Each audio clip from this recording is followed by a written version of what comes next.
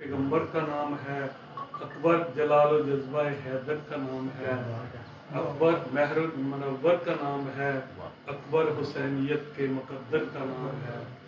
فرصت ملے تو پوچھ بشر کے سکون سے، فرصت ملے تو پوچھ بشر کے سکون سے، اسلام سرخ رو ہو گیا اکبر کے خون سے۔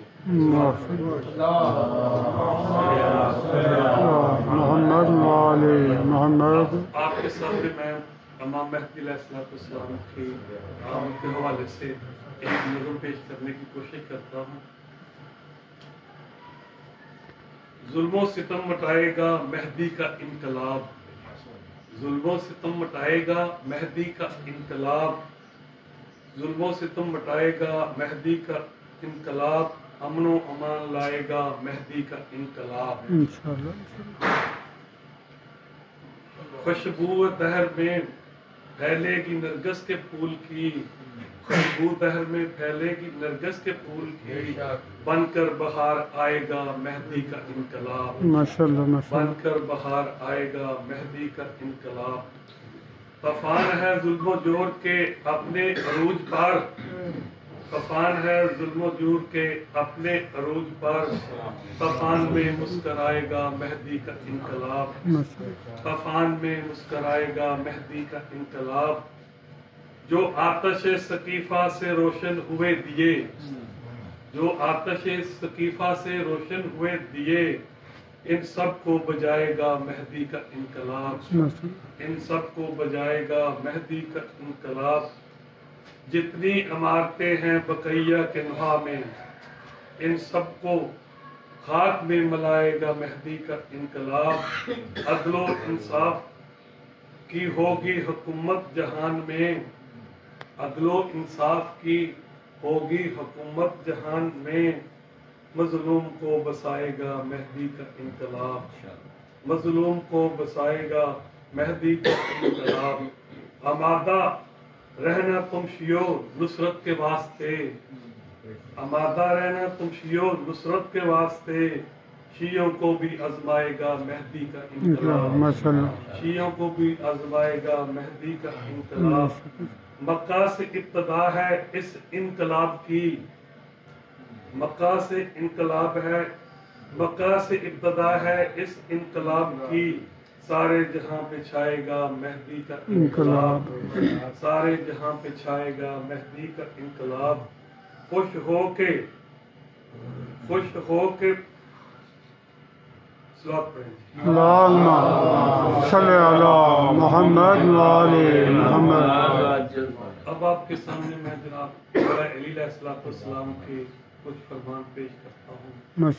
مولا علی علیہ السلام نے فرمایا ہے، مسجد کوفہ میں اور ممبر پر بیٹھ کے خطبہ دے رہے ہیں، آپ فرما رہے ہیں وہ وقت قریب تر کا ہوگا میرے بیٹے مہدی کے ظہور کا، جب لوگ فحش و منکر عام ہو جائے گا اور طرح طرح کی برائیوں میں مبتلا ہو جائیں گے، اور جہاں مولا علی علیہ السلام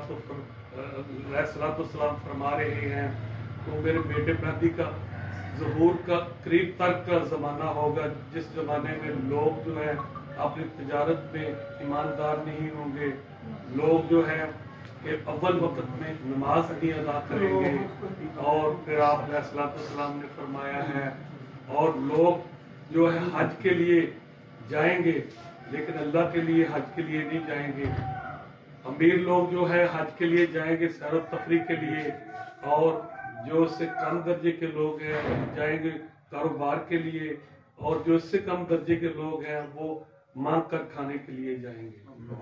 اور مولا علی علیہ السلام نے فرمایا ہے وہ وقت ایسا ہوگا کہ امت محمدیہ کے لوگ جو ہیں نماز کو ترک کر دیں گے، اور آپ نے فرمایا ہے لوگ اللہ کی پیروی نہیں کریں گے، اپنے نفس کی پیروی کریں گے۔